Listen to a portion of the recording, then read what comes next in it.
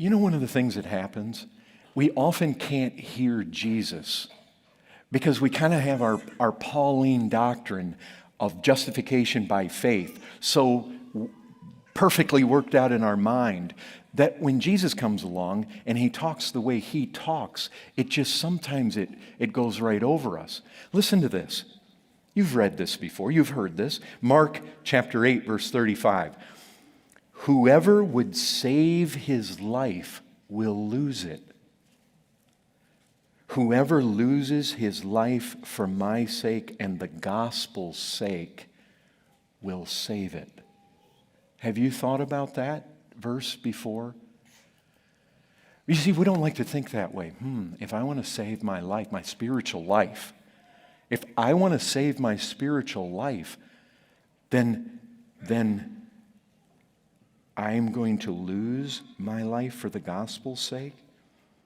And I just ask you this, Christian, have you lost your life for the gospel's sake? Has that happened?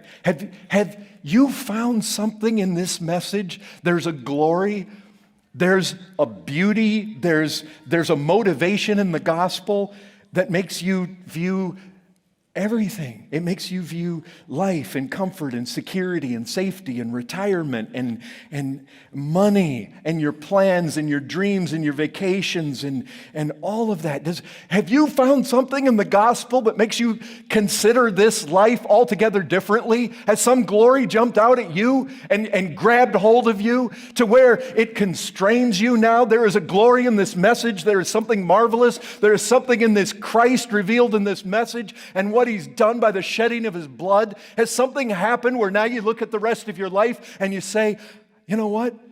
I'm going to die to that. I'm going to live for this.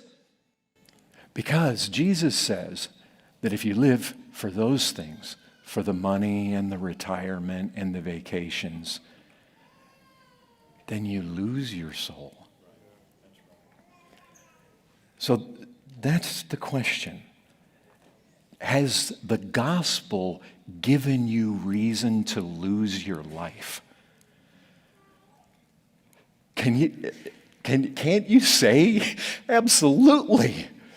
This is the most glorious thing I've ever come across. It absolutely changes everything.